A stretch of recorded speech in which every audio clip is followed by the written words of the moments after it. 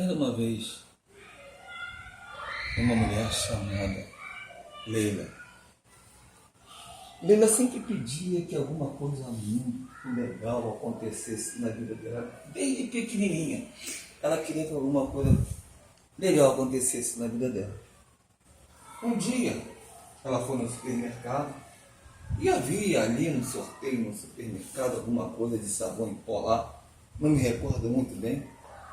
E de repente, ela resolveu participar daquele sorteio. E ela foi premiada. Ela foi premiada a fazer uma viagem para os Estados Unidos. Ela iria visitar a Disneylândia. Que legal! Visitar a Disneylândia, conhecer o Mickey Mouse, o Pateta, o Pluto, não resolveria a vida dela. Não faria dela uma pessoa assim extraordinária. Mas pelo menos alguma coisa diferente aconteceria na vida dela. Então, a viagem já estava marcada. Foi na Globo para poder mostrar que também ganhou o prêmio, entre outras pessoas que ganharam o prêmio. E a viagem estava marcada às 10 horas da manhã daquela segunda-feira. A Leila Cristina, juntamente com outras pessoas, estariam naquele avião, ingressando naquele avião, diretamente para os Estados Unidos. E lá se despediu da família, não levou nem o Pedro e Paulo, tá entendendo? Não, essa Leila Cristina aí não conhecia o Pedro e Paulo não, tá entendendo? Aí foi, entrou nesse avião e foi esperando. Ela tinha um pouquinho de medo, porque afinal de contas estava a grandes quilômetros de altura e a viagem estava acontecendo muito bem, quando de repente o tempo mudou. E o avião começou a sacudir mais do esperado, quando de repente houve uma pane no avião e o avião começa a cair. Foi uma gritaria tremenda, uma gritaria infernal. E o avião se espatifa no meio de uma selva tremenda, aonde todos ficaram esborrachados, vamos falar assim. Muita gente ferida. E ali estava Leila entre essas pessoas. O piloto, que era o comandante da viagem, mais a pessoa que era um dos que estavam na frente, como se fosse o comandante daqueles que estavam viajando, pegaram logo as rédeas daquela situação, tentando ajudar os feridos, os que estavam em piores situações. E também a Leila Cristina, ela também foi ajudada, mas rapidamente ela se tornou uma pessoa a ajudar também, porque ela não era das que estava mais ferida. Tentaram se comunicar, mas não podia, porque tinha destruído tudo no avião. E os telefones não pegavam naquele lugar. Estavam perdidos no meio daquela selva. E não sabiam nem, basicamente, aonde eles estavam. E a noite veio, naquela escuridão. E começaram a comer aquilo que tinham levado nas bagagens, biscoito, amendoim, doce. Porque não era esperada aquela parada ali. De repentemente, uma pessoa foi mordida por uma cobra.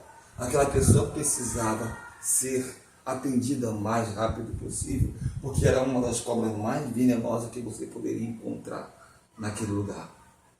E a pessoa começou a ficar meio amarelada, começando a sofrer muitas dores. A perna da pessoa começou a inchar. E isso tudo no meio de uma escuridão tremenda. Porque eram poucos os celulares que estavam funcionando, as lanternas ali, porque alguns não tiveram nem como carregar nada. Estavam deixando as lanternas dos celulares para os momentos mais cruciais ali. e também a bateria para que pudesse, no outro dia, tentarem conversar com outras pessoas, tentarem se comunicar com outra pessoa, tentar pedir ajuda de alguma forma. E aquela pessoa acabou morrendo, porque não havia como ajudar aquela pessoa. Porque aquela parada não foi uma coisa que alguém pudesse esperar, que se precisasse cuidar de alguém no meio de uma selva e com a mordida de uma venenosa cobra. E aquela pessoa acabou morrendo rapidamente por causa daquela mordida daquela cobra. E agora, para onde levar aquele corpo? Aquele corpo ali no meio de todo mundo, perto de todo mundo, os olhares sempre iam para aquele corpo. E quem iria se aventurar no meio da selva, depois de ver aquela criatura, aquela cobra aparecer e morder um, quem vai levar o corpo exatamente para outro lugar? E aquele corpo ficou ali a noite toda, coberto. E os olhos iam praticamente, automaticamente, para aquele corpo. Havia medo, muito medo. E por volta de mais ou menos umas 3 horas da manhã, 2, 3 horas da manhã, o frio era intenso. O barulho da selva, nada comparado ao barulho da cidade. Ah, como seria bom escutar o barulho dos automóveis, os vizinhos brincando, discutindo. Que saudade que estava dando daqueles momentos da cidade. Momentos que muitas das vezes eram tão ruins de se escutar, agora seria uma coisa maravilhosa de escutar. E o barulho da cidade, da selva, dava medo.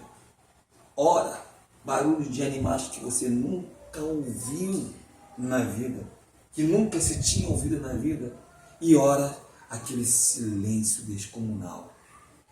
E o frio. E o frio. E os pequenos insetos.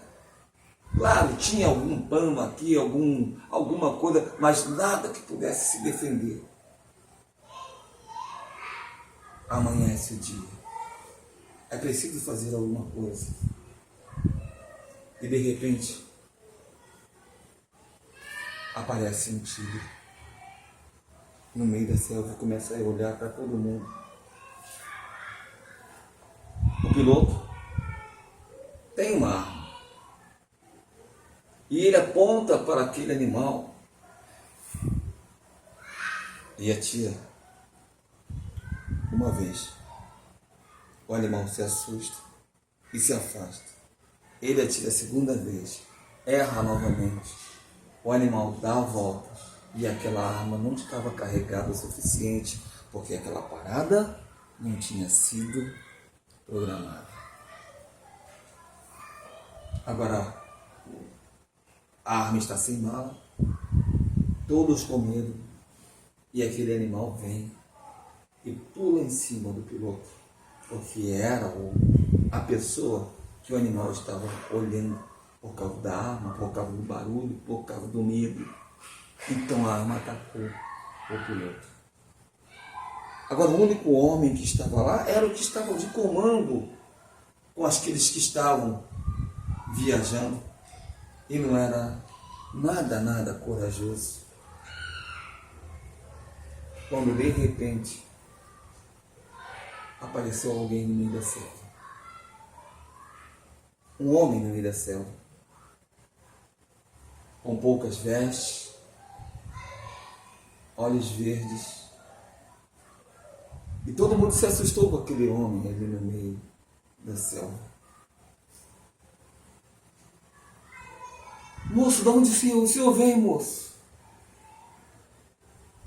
Aquele homem foi e se aproximou, lentamente, olhando para um lado e olhando para o outro.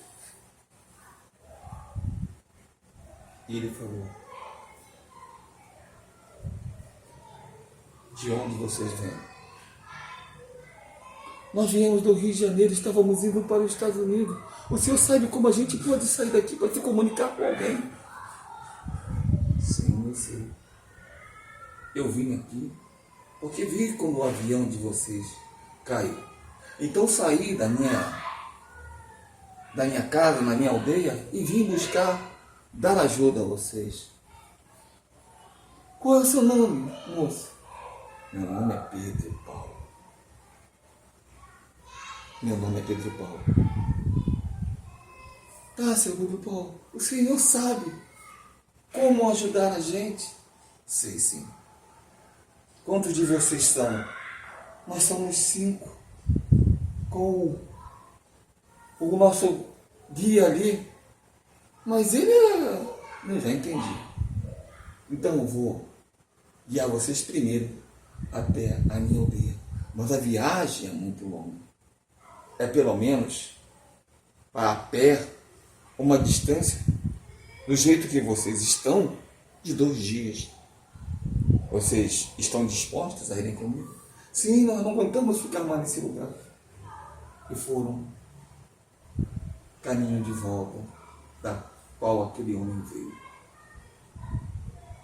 Pararam para beber água num pequeno riacho que aquele homem propositalmente levou cada um.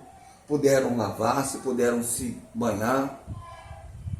E a Leila Cristina via que aquele homem não parava de olhar para ela. E ela ficou até meio assustada. E a noite começou a cair. Aquele homem estava sentado. E a Leila Cristina se aproximou e falou assim: moço, a sua aldeia está muito longe? Não. Amanhã com poucas horas nós chegamos lá. Só está um pouquinho longo o caminho, porque vocês estão muito debilitados. Tá bom? E eu estou procurando um lugar menos perigoso para vocês passarem. Há um caminho mais próximo, mas é um caminho íngreme, muita mata, animais perigosos. Por isso eu estou evitando isso por causa de vocês. Tá bom? Tá bom. E a Leila Cristina saiu. Virou as portas, saiu o homem e falou assim: ei, qual é o seu nome? A Leila: você quer conversar um pouco? A Leila: conversar o quê? Sei lá, qualquer coisa. Pode deixar que eu não vou fazer nada com vocês. Com você. Nem com vocês. Você quer conversar um pouco? É que realmente não estou conseguindo dormir. Eu percebi que você não está conseguindo dormir. Vamos conversar um pouco.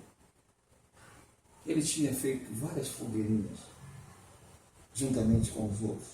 E havia uma fogueirinha onde estava somente ele. E ali sentou ele. E ela, Cristina. Conversaram várias coisas, de onde veio, como é que era a selva dele. E ele respondeu o seguinte: que um dia ele tinha sido um aviador também de pequeno avião de pequeno porte.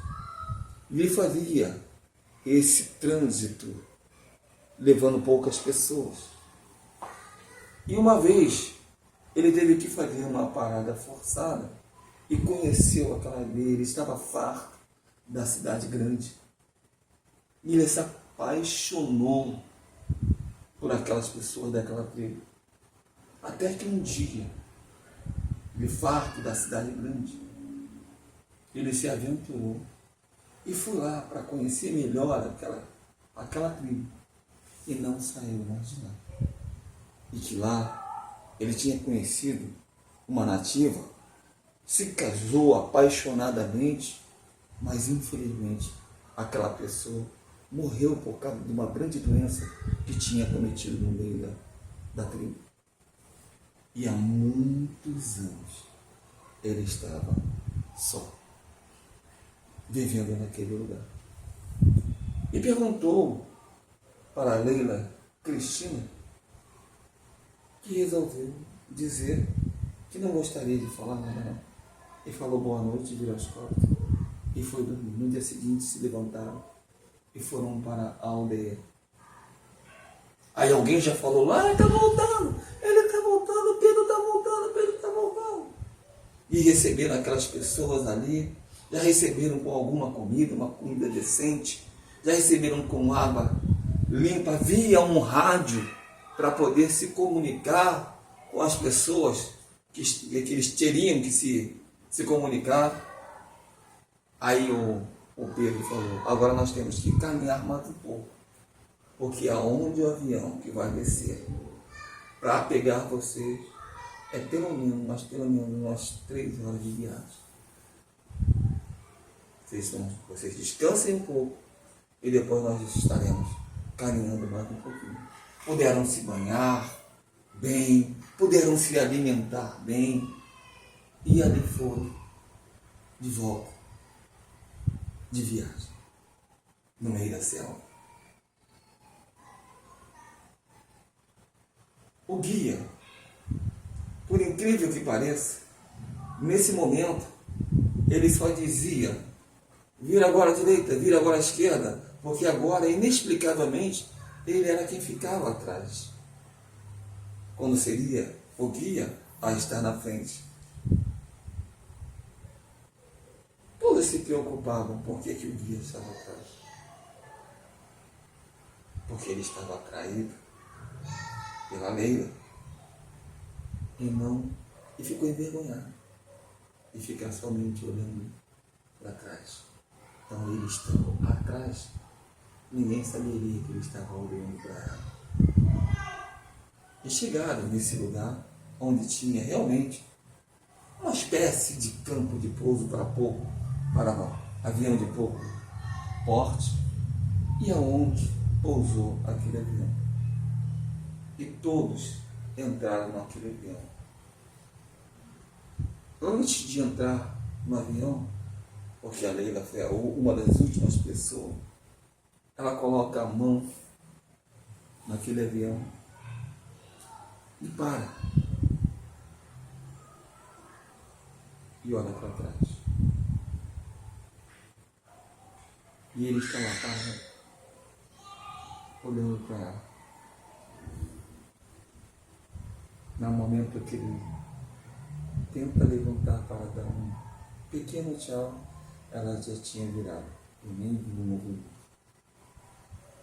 Ele abaixou novamente a mão. Agora está a Leila de volta naquela mesma cidade, onde as cores sempre foram iguais. Mas agora tem uma coisa diferente. Tem algo no coração dela que ela não consegue explicar. O que aconteceu no coração da Leila?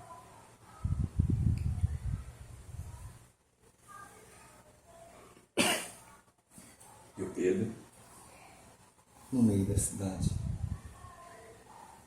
no meio da floresta, quer dizer, ele está na beira da floresta, naquele mesmo pequeno riacho, pescando ali. Porque agora, aquele Pedro voltou a ser aquele mesmo Pedro que acordava de manhã, pescava, tomava seu banho naquele riacho, conversava com seus irmãos nativos e dormia e esperava o dia seguinte despertar. Um determinado dia, ele viu um avião passando. E parecia que aquele avião tinha pousado naquele lugar. E ele, como sempre, vai até aquele lugar para saber que o avião era aquele. A porta do avião se abre. E demora algum tempinho para alguém sair lá. Quando sai, ela é Cristina. Pedro Paulo, que agora era um nativo, também era um nativo, se transformou num nativo, viu seu coração bater de uma forma que ele achava que nunca poderia ter batido. E viu como a beira Cristina se aproximou dele e falou: oi. E ele: oi.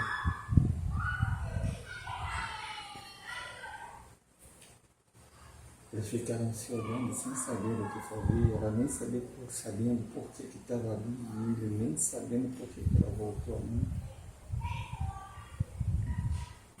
E ele falou assim: posso te falar uma coisa? Eu sempre sonhei com isso. Não que você fosse aparecer dessa forma, mas eu sempre sonhei que um dia eu ia te ver de novo. Aí a Leila Cristina falou: o que você achou? Você sabe aquele dia que você se deitou e eu te contei a minha história?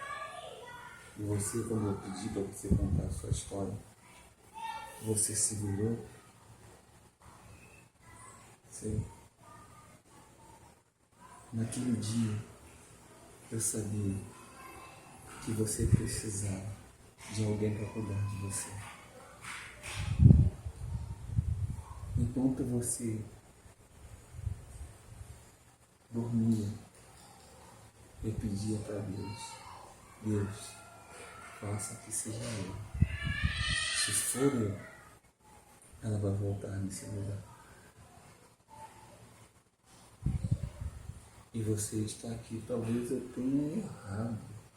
Talvez você tenha voltado por outra coisa. Não sei por que você voltaria nesse lugar. Mas esse foi o meu pedido e você está aqui.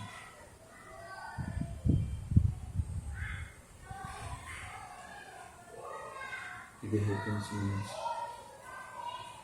ela deu um abraço nele.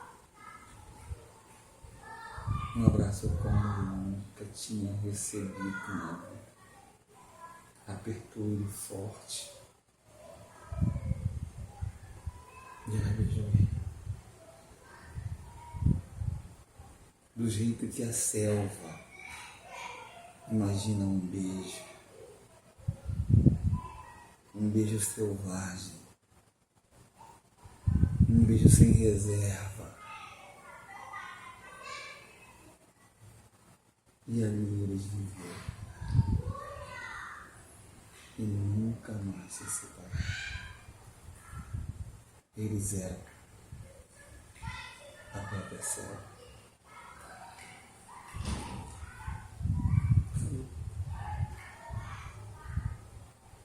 Sim.